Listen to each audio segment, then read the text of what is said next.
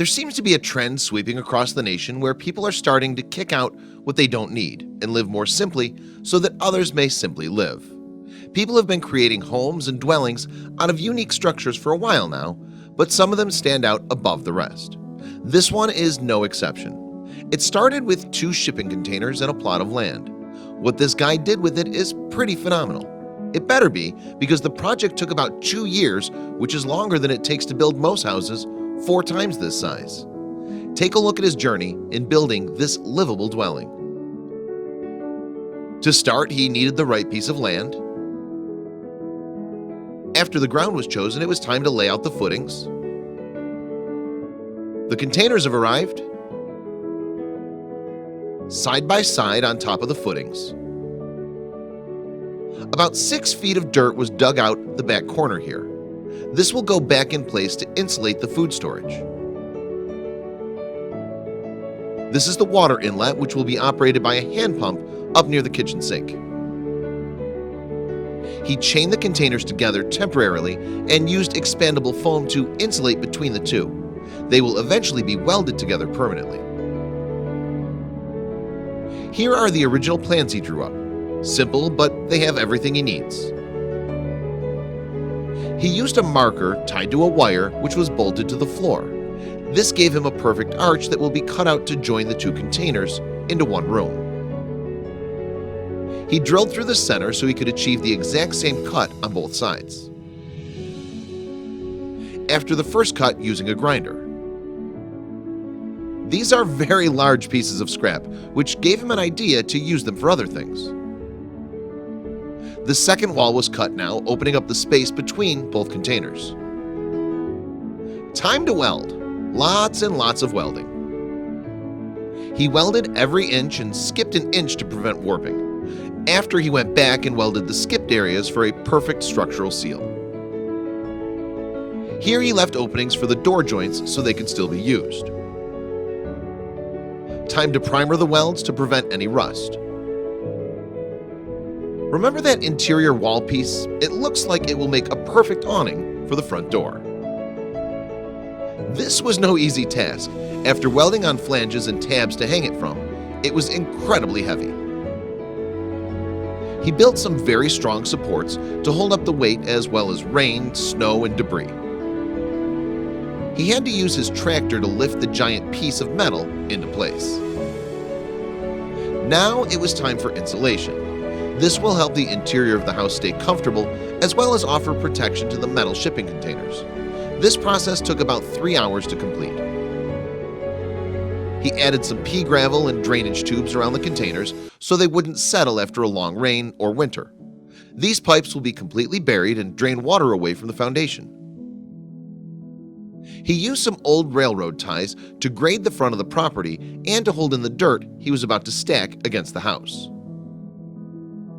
Now it was time to fill with dirt. He stacked it almost all the way up on one corner because that's where food supplies will be stored. This will prolong their lives by regulating the temperature.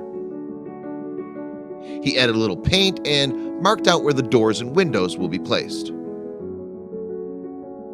This big entry will be the front door. There was a lot of grinding to cut this out. Now the door's installed and it's time for the windows. Here's the template he used so he would be able to make both windows exact. The holes were difficult to cut, but they are ready for windows. It's starting to look like a home. The house needed a back window as well.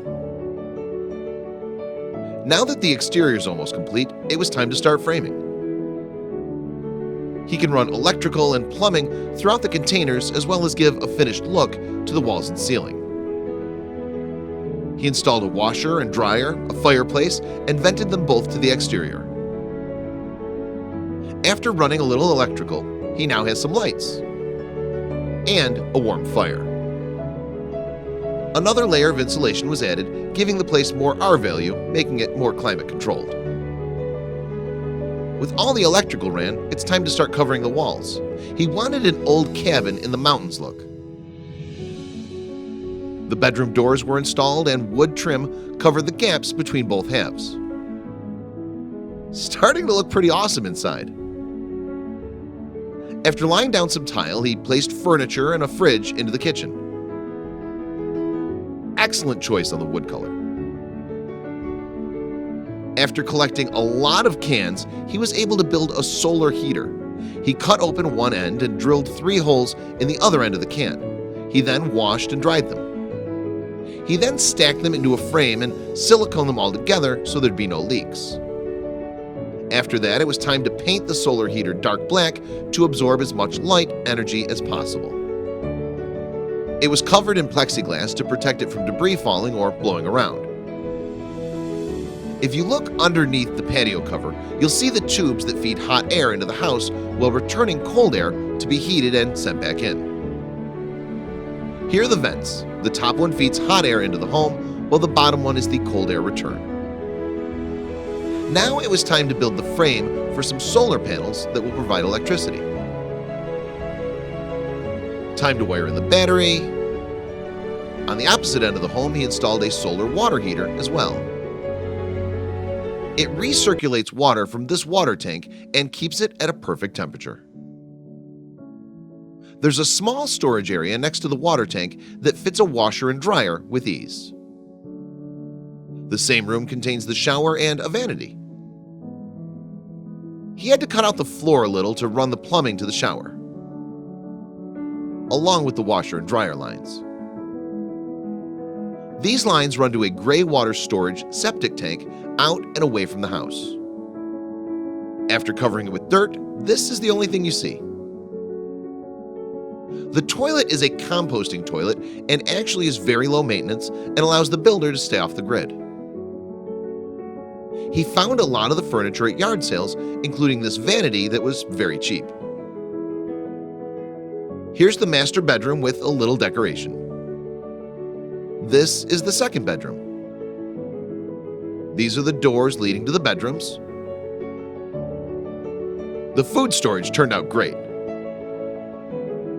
The sink works great with a hand pump. The basin only costs $3 from a garage sale. Remember the scrap metal he had from the cutouts? Take a look at these cool window shades. One was used as a vent to let air flow through the door. Some was even used to make firewood storage. This storage holds just about a quart of wood. And here is the finished project. Can you believe that 2 old steel shipping containers were transformed into this awesome home? It took almost 2 years of building, but he's incredibly proud of how his new home turned out.